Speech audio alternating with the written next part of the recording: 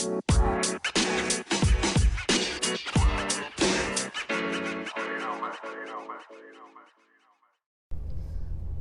guys. We are about to do this recording about the movie on Netflix, The Pope's Exorcist. So hang tight. I am not by any means well versed in exorcisms or possessions and things like that. There was one line that I don't have the direct quote about, but there was one line that kind of stuck out to me more than most of the lines in the movie.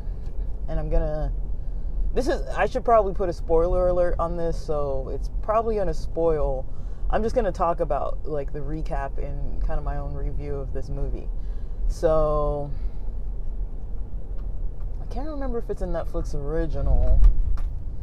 I want to say it might be, because I'd never heard of it, but also there's so many movies I haven't heard about in the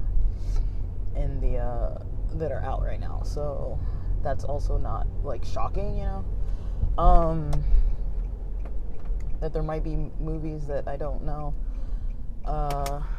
about their existence. But yeah, so let's talk about this movie. So the storyline goes,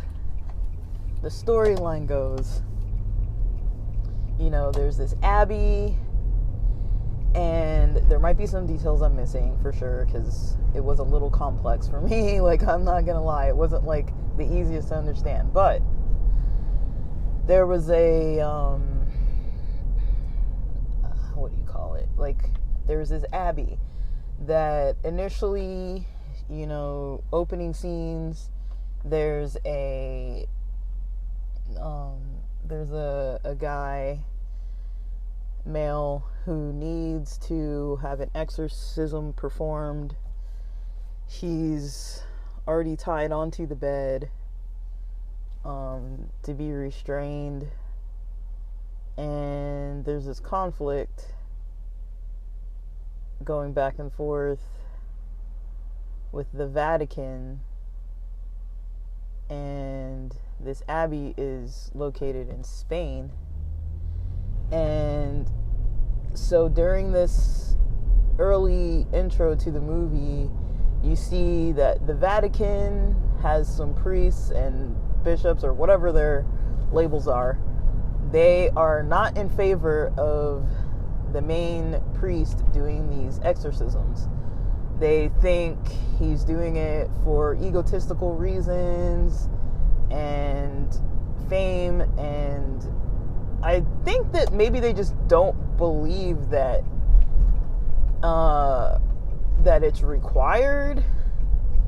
There just seems to be a lot of confusion around like the complexities of like why this guy is performing exorcisms. The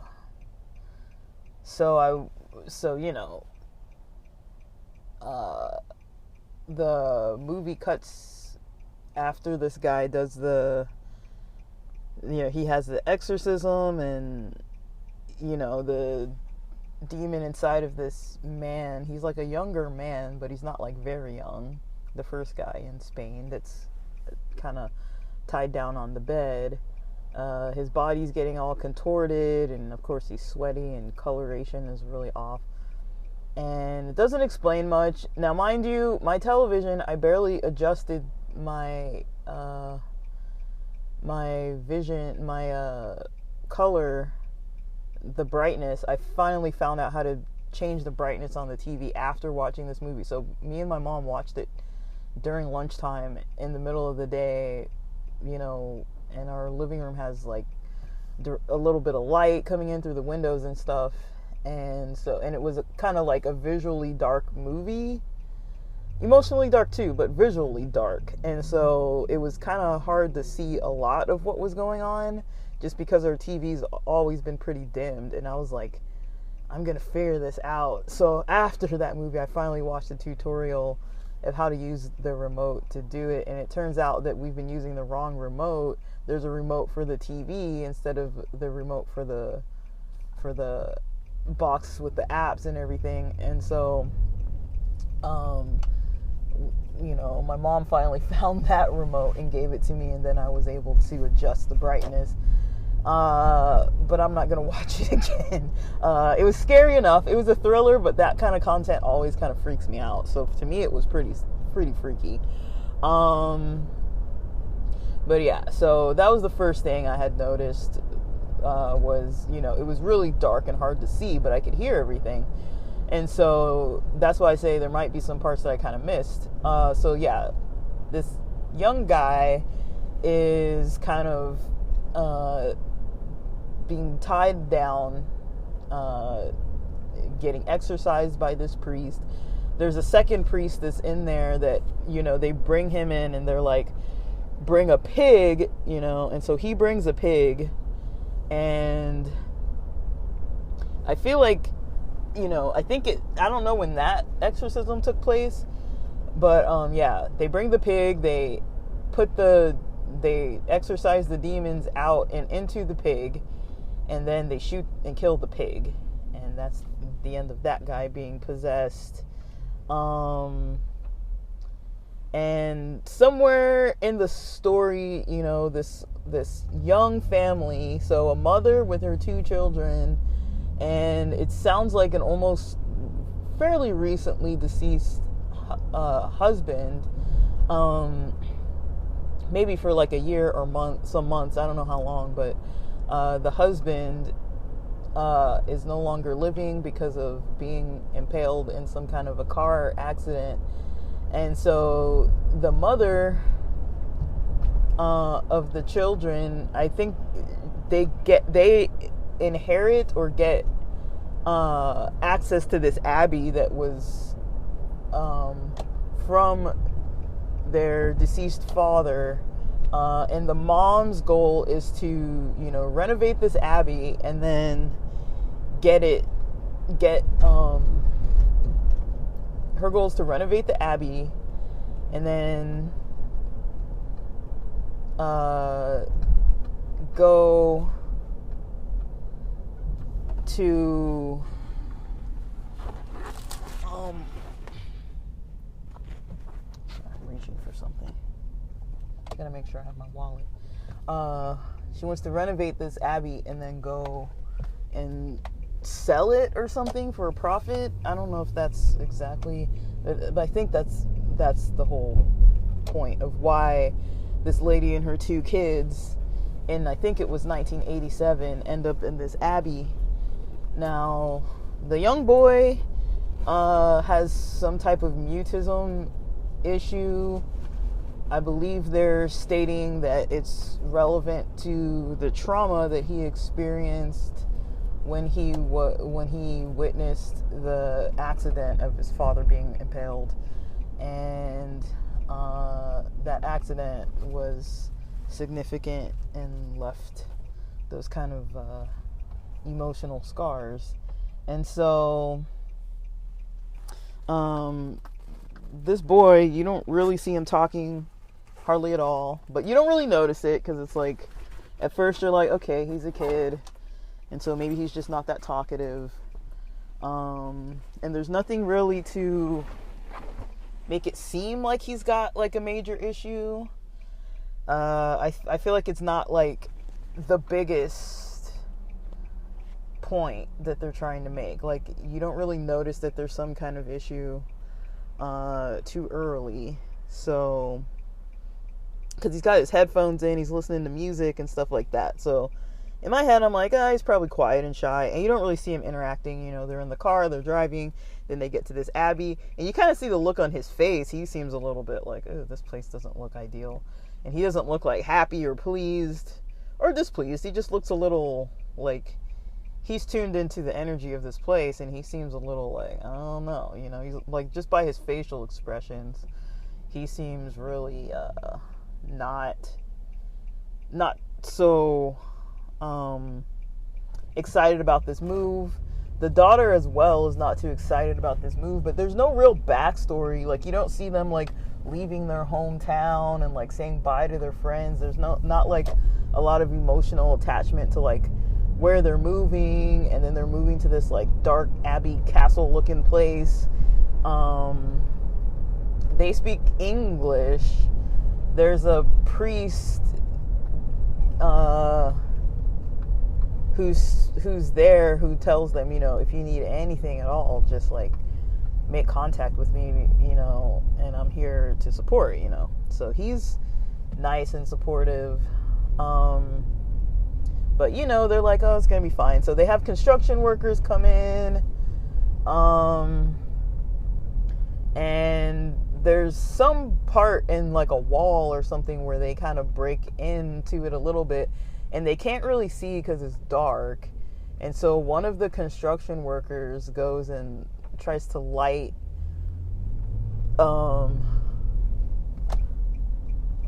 something that's got like fire on it, like some kind of like a torch or something along those lines.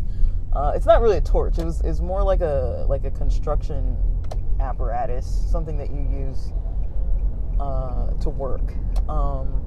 So it had fire coming out of it, and then I guess when they directed it towards that hole that they broke into this wall, it ignited, and a whole lot kind of came out. Like the fire kind of burned.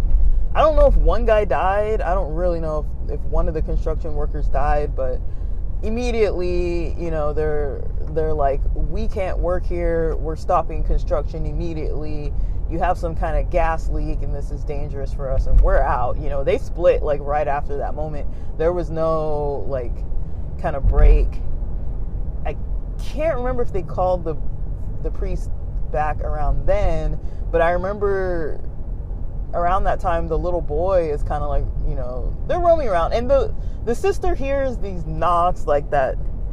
You know how people do that knock that's like da da da da da da, but they just kind of knock, so it's like a monotone sound. So she keeps hearing that knock, and I think she kind of assumes it's her little brother, that da da da da da, and then she knocks back da da, you know, and then, you know, you think nothing of it, but it's like, this house is already freaking creepy. It's got like gates for doors of some of the rooms, and like, it's real weird. So you already see that. You already see that it's kind of creepy and weird. And she gets there, she goes and tries to do her, whatever she's, you know,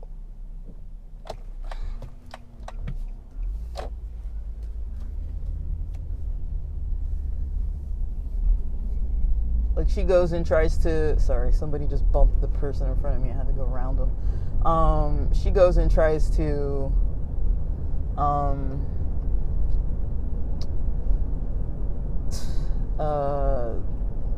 you know, she's like, I think her and her brother get along from the looks of things, and, you know, they're just, you know, having pleasant interactions overall. And, you know, I kind of just,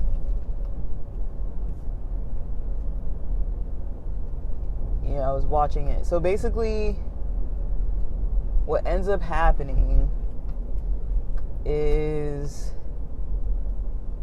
this, you know, weird stuff is happening back and forth. You know, the boy goes to that area where the fire came out and kind of was looking inside or something, and he gets possessed somehow. And then, you know, he starts acting all weird. Now, he does have some kind of vocal stuff that he starts to say, and starts interacting, like, you know, talking and stuff. So I think they're like, okay, like, he already hasn't been talking because he's had these issues. So they know something is up, because he's not supposed to be talking, you know? And so he basically talks enough that they realize that they don't, you know, that they're like, he needs some help. Maybe he's having some symptoms of psychosis. Now, I don't know what the symptoms of psychosis would be.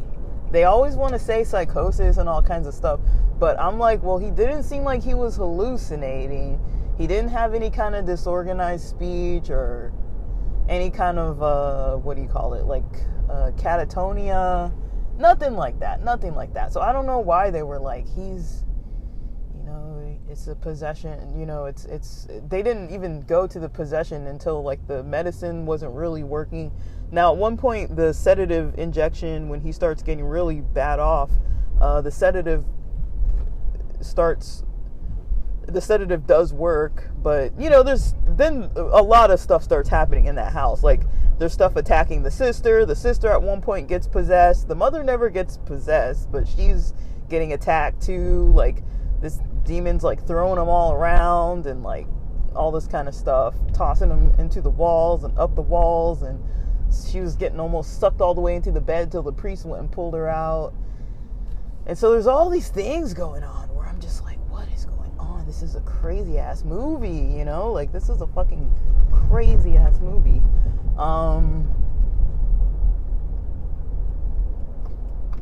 So you just start to see all this weird stuff. It's like just all this weird stuff is going on, and it's hard to make sense of it, because it's like, what's happening, but yeah. And then from there they start talking more about things like concerns about trauma, and that's where, to me, it got far more interesting, and that's kind of more where my focus started to go, was on the psychological. So I'm not gonna ruin the whole movie, and we'll talk more about the psychological stuff.